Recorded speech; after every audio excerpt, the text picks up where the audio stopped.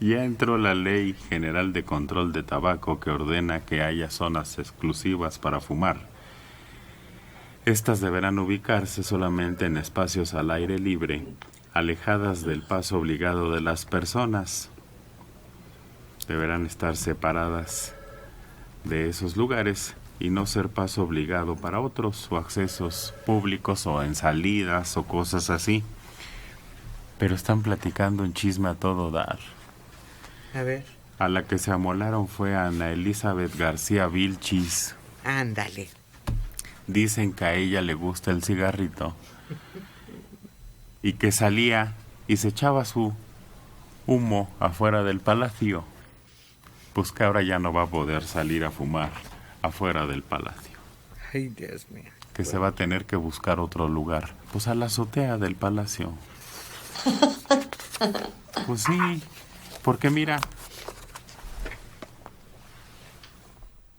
este presidente tiene un atractivo que a mí me sorprende. Nada ha hecho daño de su imagen, nada lo hiere.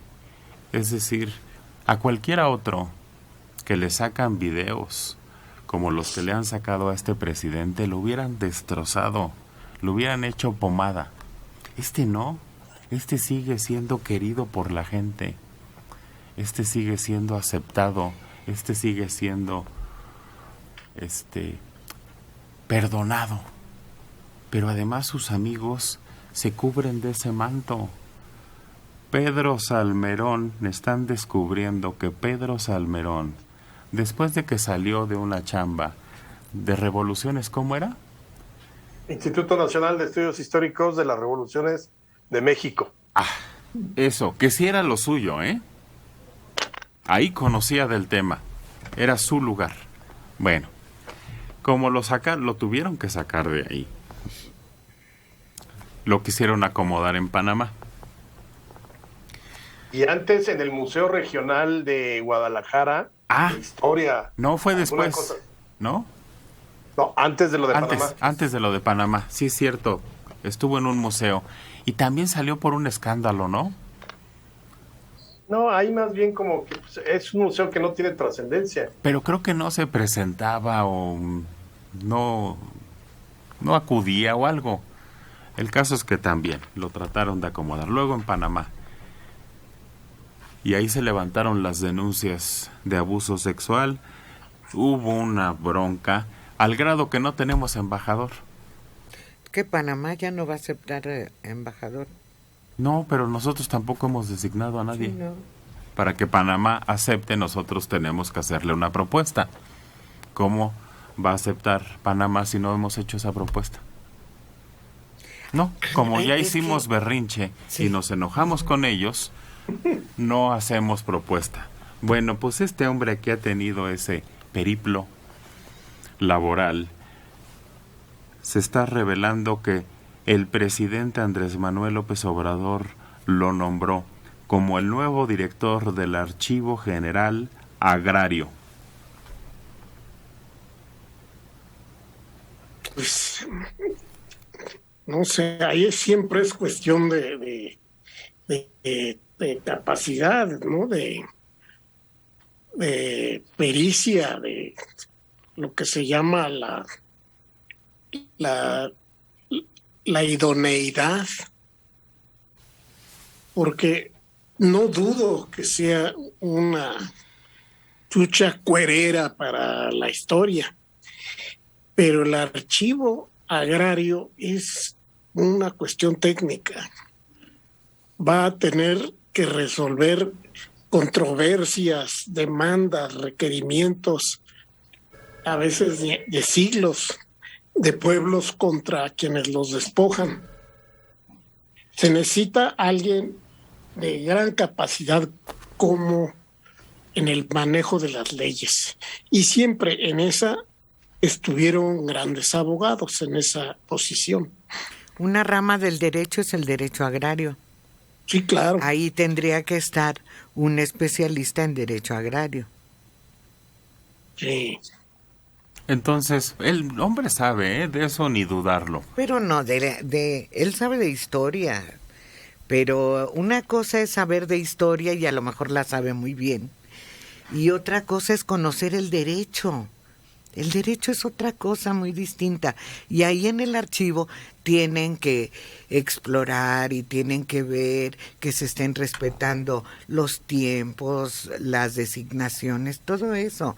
No es enchílame la otra ni prepárame un sándwich, ¿eh? No. Pero tiene más perfil histórico. Miren, tiene su fondo reservado, el archivo histórico y el archivo registral. Entonces creo que más bien es por ahí. A mí lo que me llama la atención es que lo sostienen bajo cualquier circunstancia, Sí. ¿no? Es decir, dale un cargo para que esté con nosotros. Que lo mantienen, que lo protegen, Sí. que no lo abandonan. Hagan lo que haga. Sí. ¿Y en Ese serio? es el problema. Fíjate que ahí en ese archivo estuvo, es uno que fue también su secretario, pero fue compañero mío en la preparatoria, César Becker Cuellar. Ese es tío de Kuno Becker, el actor. Y es una persona muy calificada. Pues según el presidente quiere alguien ahí para que haga una recolección sobre los fraudes electorales en México de por lo menos 100 años, del fraude a Madero, 112 años para acá, o cualquier otra actividad histórica. Ahí, Ahí, eso lo había no, anunciado. creo que no le dijeron al presidente, debió haberlo mandado entonces a la AGN. Fíjate, el fondo reservado tiene colección más antigua del Archivo General Agrario, documentos que van desde la época colonial y hasta la ley agraria del 6 de enero, pero son títulos de propiedad, mercedes, fundaciones de pueblos, o sea, no hay nada electoral. El archivo Distribución de histórico va terreno. del 15 al 92, igual. Restitución, privación de derechos, acceso a aguas, etcétera. Aquí no va a encontrar nada de ningún fraude electoral, de nada. Pero ¿por qué no darle mejor una carta de recomendación y mandarlo a la iniciativa privada? En lugar de tenerlo ahí, porque esto se presta para el golpeteo, para que los malquerientes, Pero- porque los hay. Pero tendría que saber hacer algo. Digamos, no hay una empresa que se dedique a recabar noticias periodísticas sobre eventos históricos. No sé.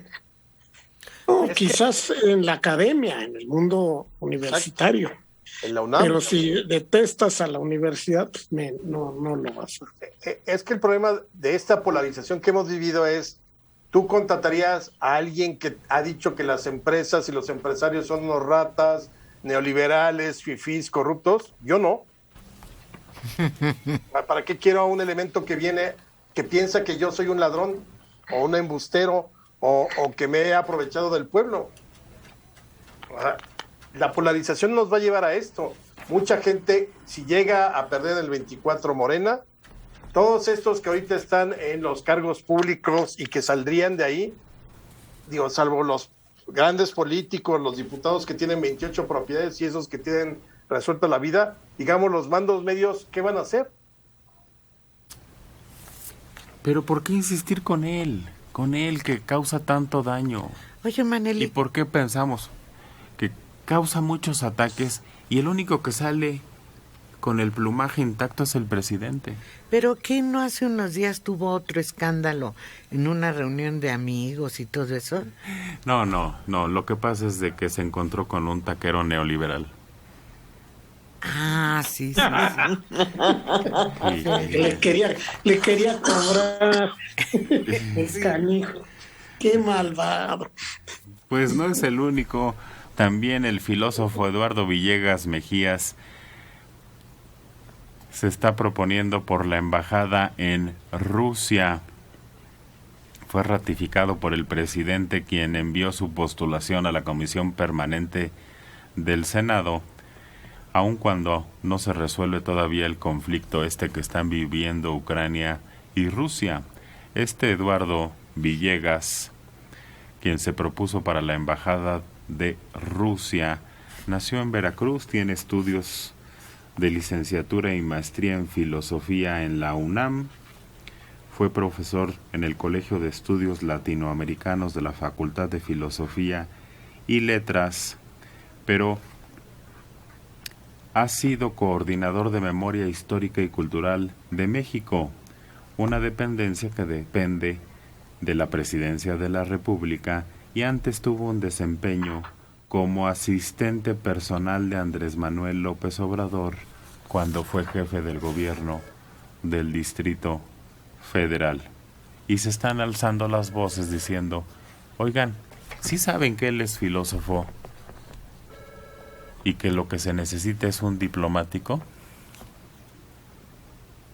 No, pero ahí es tradicional poner a personas de formación humanística en embajadas. Eso no es ninguna novedad.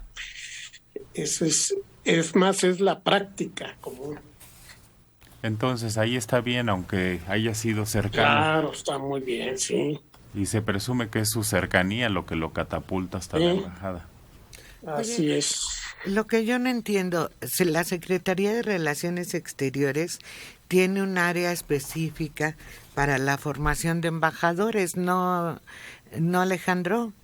El Instituto Matías Romero. ¿Verdad? Sales con un posgrado y ya con el título, digamos, de la jerarquía en el organigrama de la Secretaría, con el nivel más bajo en el escalafón, y de ahí vas ascendiendo. Hasta llegar a ser un embajador de un país importante. ¿Y a esos a dónde los mandan? ¿A dar clases a la UNAM? O sea, Burkina Faso y a... Y países de chamba. Fiji. Porque, a ver, también no hay que decirlo, este gobierno no ha inventado mandar embajadores a las grandes ciudades. Eso es algo, digamos, muchos políticos a lo largo de la historia política del siglo XX terminaron, cuando eran incómodos los mandaban pues, de unos mesecitos o un par de años, porque generalmente son 2 o 3 años cuando hay rotación de embajadores, pero los mandaban sin ninguna experiencia diplomática a Francia, a España, a Gran Bretaña. O sea, eso es algo, una práctica normal. Los que están en el servicio exterior tienen que ir por las embajadas, digamos, de segundo nivel o de la segunda división, ¿no? En Asia, en el sudeste asiático, que no sea Japón o China. Entonces, no es algo anormal. ¿Que es injusto? Pues sí, pero hay muchos cargos políticos que se resuelven con ese tipo de embajadas. El fundador, este famoso cacique potosino, que fue Gonzalo N. Santos, credencial número 6 del PNR, que era cacique, el de la moral es un árbol que da moras, que era lo que decía él, fue enviado de embajador a Bélgica. Estamos hablando de los años 30. ¿Qué podía tener un revolucionario, pues, que era un gatillero, operador político, de embajador en Bélgica? Pues se la pasó ahí 2 años o 3. El Leobardo Reynoso, ese fue enviado a Noruega o a Suecia.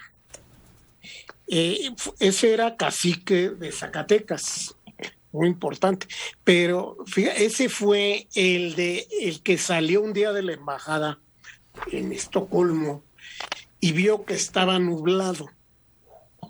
Entonces dijo, ha de haber norte en Veracruz. ¿Y a poco eso es auténtico? Claro. Man? Ay, qué horror. No sé si de broma o en serio, pero lo dijo. Cállate, ¿no te acuerdas que hubo uno, ya era embajador, creo, que en España se quiso robar los ceniceros? No, eso fue en Estados Unidos. No. ¿En España? En España. Hubo uno iniciando el sexenio que se robó libros, ¿no? Y luego dijeron que ya tenía algún tipo de problema. Ese era argentino. Sí. Luego el embajador en la época de Fox Dormimundo, que había comprado unos colchones de pluma del último pájaro dodo. Sí, cierto. Ha costado como $8 millones. Sí, cierto. O sea, aquel otro también que vendía alcohol en los países, me parece que era embajador concurrente en el Medio Oriente, y como allá no podía conseguir, pues él llevaba sus whiskies y los vendía. Los metía en la maleta diplomática y allá Sí. los distribuía. Exacto. Sí, cierto. La de que es periodista y que acaba de hacer tamales y no sé La de qué. Turquía. Pero Dora. ella es cónsul. ¿Ella es cónsul? Sí, cierto. Exactamente. Pero en Isabel Constantinopla. Arvide. Isabel Arvide, claro. No, el que se quería robar los ceniceros en España fue el que fue gobernador de Veracruz. ¿Hay a poco el que se sacó la lotería? Herrera. ¿Y de él? Sí, se reveló que en una reunión se quería volar los ceniceros. Y el que estaba ahí le dijo, si te los robas, rajo, ¿eh? Y eso lo detuvo. Pero de otra manera, quién sabe si hubiera actuado.